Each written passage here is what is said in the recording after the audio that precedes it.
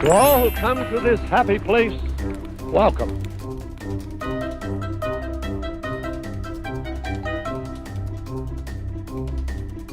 G'day guys, Dizzy Dave coming at you once again from Down Under. Yesterday, thanks to the lovely people at the Walt Disney Company Australia, I was lucky enough to head down to an early preview screening of the company's brand new live action fantasy movie. I was very excited for this.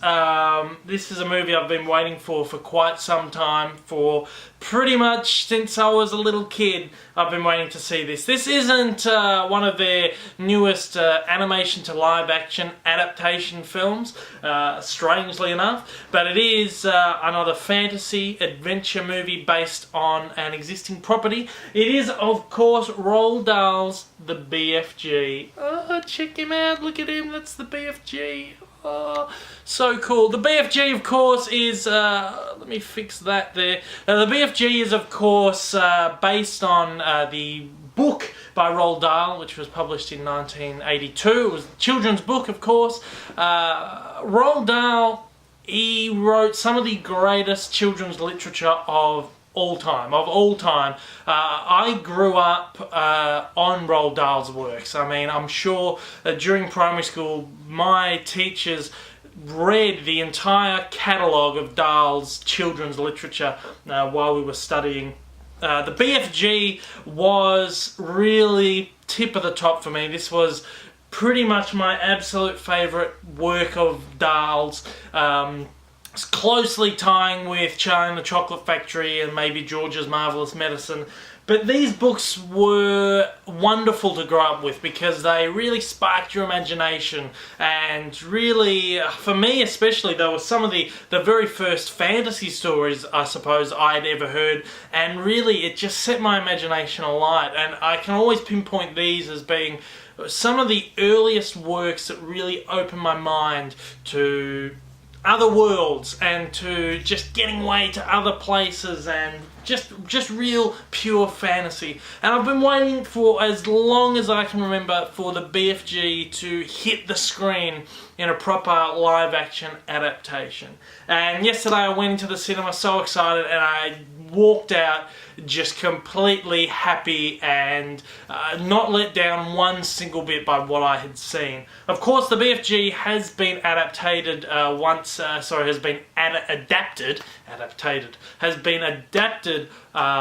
previously in the past. There was a animated film made in 1989. It wasn't a Disney film. It was produced by Cosgrove Hall Productions, who are basically a British company who really specialised in television animation, so animated TV series and straight to DVD, or straight to VHS movies. They were best known for doing shows like Rupert the Bear and Count Duckula and Bill and what they call Bill and Ben, the Flower Pot Men.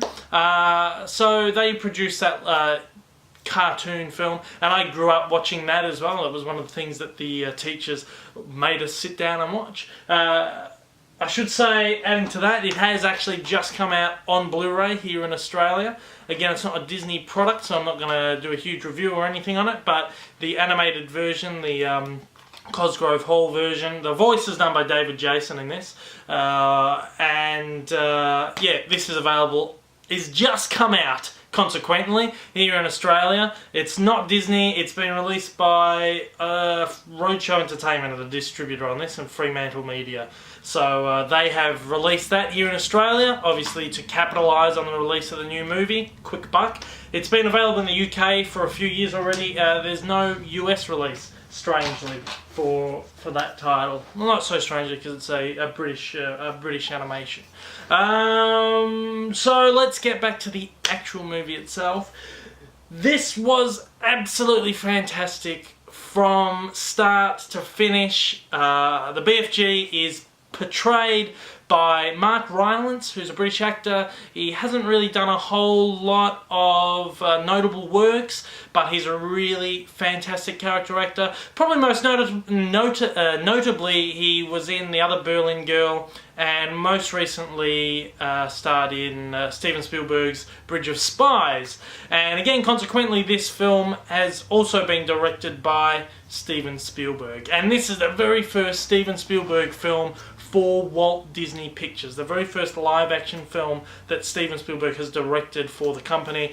Well, very first anything, because, you know, he was involved in Roger Rabbit, of course, which was released by Disney, but he was more so a producer on that because that was a co-production between Disney and other studios.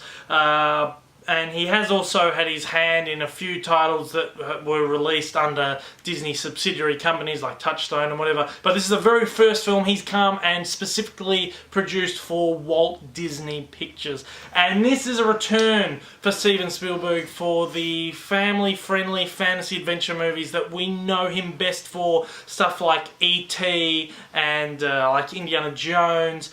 All those kind of movies that Hook, you know. This is a great return for Spielberg for doing this kind of stuff. I mean, lately he's really been stuck into doing dramas or biopics or, you know, war films, dramas.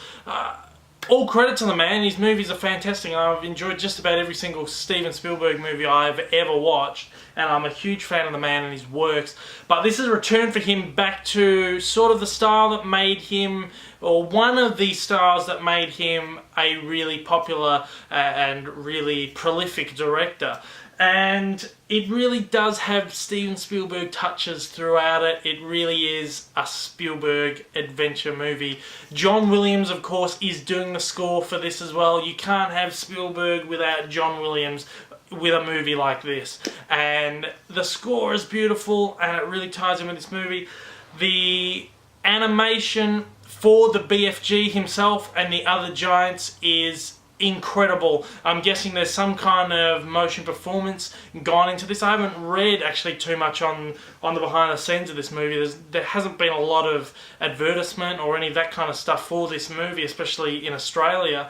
But I will bet my bottom dollar that, yeah, there has been some real good performance capture put into this film. And the animation is absolutely gorgeous. I mean, a lot of this movie is computer animation. We've got little Sophie, the girl, the main character of the film.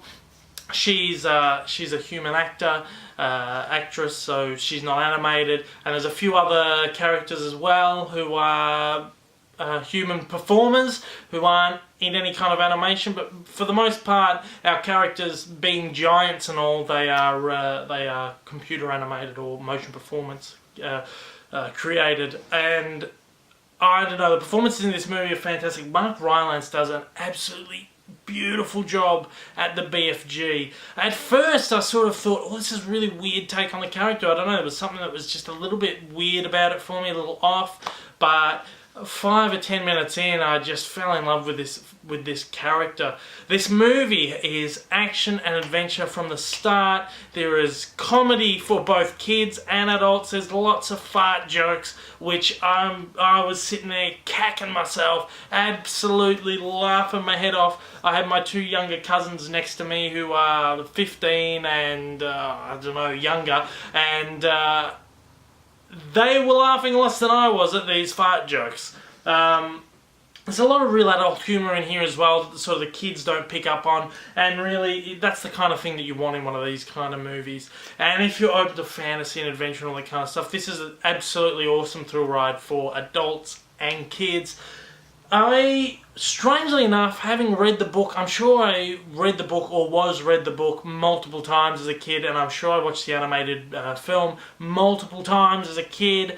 I didn't remember a lot of the story. There was parts from the beginning that I remembered and sort of throughout, but the whole last sort of act of the movie, it had completely escaped my mind. I'd also seen this puppet, like shadow puppet, and like it's just puppet performance of the BFG many years ago. It's one of the very first memories I have of going into the city of Melbourne itself, where I live. It's one of my very first memories of going into the city and seeing a show and catching the train. And so the BFG's been a very, very big part of my life, and it's a story that I really attach myself to.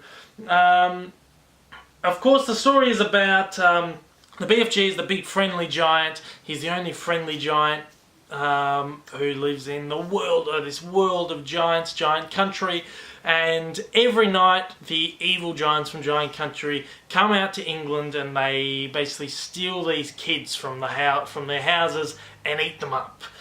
Ugh, it's pretty creepy. The BFG is the only one who doesn't eat the children, but he's out there creating these dreams. He creates these dreams in his lab and he brings them out and he uses this horn, blows them into the kids' bedroom and gives them dreams. He creates their dreams. One morning, Sophie is up really late, 5 AM. She has insomnia and she spots the BFG out the window, and because a human has spotted a giant, the BFG has to kidnap her and takes her back to Giant Country.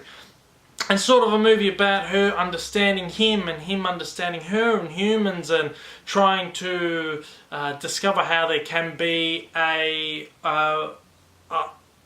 suppose how humans and giants can live together, or you know, it's that kind of story, and I think it's really beautiful. It's the kind of movie that we need right now. It's a movie about togetherness and about just getting along with one another, because there's not a lot of that in the world at the moment. And it's really beautiful, and I think it's come along at the exact perfect time. There's not a lot of bad things I can say about the movie, because I absolutely loved it, and I think it's just one of those beautiful fantasy adventure movies where you really can get lost for a couple of hours. The only thing I can say that I really thought was, or that I didn't really particularly like about it, was that it has a very, very long runtime. It goes for something like an hour and 57 minutes, so it's basically close to 2 hours long. This kind of movie doesn't need to be 2 hours long. This kind of movie only needs to be 80 minutes, 90 minutes, you know, an hour and a half really, around that 90-minute range. Anything after that goes on a bit too long, especially if you've got little kids involved in coming to see the movie. I think there were certain parts that did drag on a little bit. There are certain sequences that just went for too long, could have got cut back, and it would have made for a really smoother, more concise, more fast-paced film. But at most parts, I mean, it's absolutely fantastic. And it does move at a really good pace, but there are some points where you feel like you are moving at a snail's pace. This sort of doesn't feel like a Disney movie. For some reason, I don't know. You put on a Disney movie and you know it's a Disney movie. You put on a fantasy movie from another production company and you sort of understand, oh, it doesn't have that Disney spark. I have a feeling, I mean, Disney and DreamWorks, which Steven Spielberg is one of the founders of DreamWorks, they've had this really weird relationship over the last, it's probably between 5 and 10 years, where in the United States, Disney have been able to pick and choose which of DreamWorks movies they can distribute. They've always been distributed under the DreamWorks banner and just sort of released and distributed by Disney. So Disney does the backing behind the distribution of it. I have a feeling this may have at some point been a movie that was keyed up for DreamWorks Productions, and at some point along the line Disney have gone, you know what, we want to whack our name on this movie. I think we can make more money, we can get more people to go and see this movie if Walt Disney Pictures is across the top of the title. I don't know, I could be completely wrong, but that's sort of how I felt about this. It is an Amblin Productions film, which is Steven Spielberg's production company. He makes movies through Amblin for DreamWorks. It's all very confusing, but it did feel like it did lack sort of, I think it might have lacked the charm of the particular artists that work at Disney, or the filmmakers that work at Disney. This is probably very much a Steven Spielberg, Amblin, DreamWorks production, really an in-house sort of thing, where Disney has come in and gone, alright, we'll distribute this, we'll chuck our name on it. That's how I feel about it. But I still think it's a really fantastic film, and it's one that I really am really happy to add to my Disney collection and to have sitting side by side next to Maleficent and Cinderella and The Jungle Book and all their more recent fantasy, adventure, epic sort of films. Really not a whole lot more I can say about the movie, just that I loved it and I thought the performances were absolutely fantastic. I think it doesn't really... I mean, it does follow the story of the book. I've gone back and I've read a very long synopsis of the book to refresh my mind, because I would come out thinking I didn't remember a lot of it, but it's very, very spot on. It's very accurate to the book. I've then gone back and reviewed the original cartoon, which I realised was a lot darker than this. Whoops, I just kicked the tripod there. The cartoon's a lot darker than this, and the story is actually quite dark when you think about it. These giants stealing kids and eating them. There's sequences in the cartoon where you see the giants going to London and stealing the kids out of the windows. That's not included in this film. You don't see any of that. It's really only mentioned. Sort of in passing. It does take towards the back end of the movie, it's a very big focus of it, that the giants have been stealing kids, but you don't see it. There's none of that. There's none of the darkness that was in the cartoon or even in the book. It's really lighthearted, family friendly from beginning to end, and where in the animated version the giants were really menacing and dark and horrible, loathsome creatures, they're lovable goons. Just real buffoons in this movie. The main giant blood bottler is portrayed by Jermaine Clement from Flight of the Conchords, New Zealand actor, one of my favourite comedians and comedic actors, and he portrays one of the giants here. So that kind of gives you an idea of the kind of characters that they are in this movie. So yes, it's very close to the book, but there have been a few liberties in there to make it a little bit more child-friendly, I suppose, a little lighter in tone than perhaps the book or the previous cartoon version of the story. Okay, I'm going to give it a rating now. I've spoken a little bit too long about this one, but for most of the film I was sitting there thinking maybe I'll give it 3.5. Because there were parts where it was lagging a little bit and it was a bit slow, but then it gets to the last act of the film, sort of maybe the last 45 minutes of the film. It's an absolute riot. It's hilarious. I was laughing myself silly through this entire last section of the film, and it was really heartfelt and beautiful, and the story just takes this really awesome uplifting turn, and the story just really packs a big punch in the last act. And because of that, I've put my rating up, and I'm giving this movie 4 snozcumbers out of 5. Not the perfect movie, but an absolute wonderful treat, and it's a really, really beautiful, charming movie, and I do recommend it to anyone who is up for good, fun family fare, wants to take the kids to see it, or just wants to go and have fun and just see a movie. And this is really a beautiful, beautiful piece of escapism and drama, fantasy, comedy, just really everything. It's really beautiful. I love this movie so much. I love this story so much. Roald Dahl, I love his work so much. And Disney, everything, Steven Spielberg, everything combined is just, it's a real treat. And it's everything that you expect from everything that is involved in this movie. Dahl, Spielberg, Disney, everything is just, it's really what you would want this movie to be. It's really what you'd expect it to be. And at that, I have said absolutely everything I can on this movie. Thank you for sticking through this entire review video here today. Hopefully I'll get to review, I will definitely get to review another movie in the very near future. I'm not too sure what's up next from the Walt Disney Company. I'm trying to think, but I can't think of what's coming next. I don't know, but sooner or later an email will pop up and will say you have been invited to this screening, and I'll head along and I'll do another review. In the meantime, I'll be reviewing DVDs, I'll be reviewing Blu-rays and records and books and all other kind of memorabilia. So if you want to check out that kind of stuff, please hit subscribe here on the YouTube channel and hit like over on the Facebook page. between both, you can just sort of keep up to date on all the happenings of my account, all the videos that I'm uploading, check out all my reviews, and sort of just stay tuned. Just keep watching, keep enjoying. I want the subscribers. I need them. Let's make this channel as big as we can get it. Okay, well, that is everything I need to say today. So, I will see you later, guys, and I hope you have a magical day.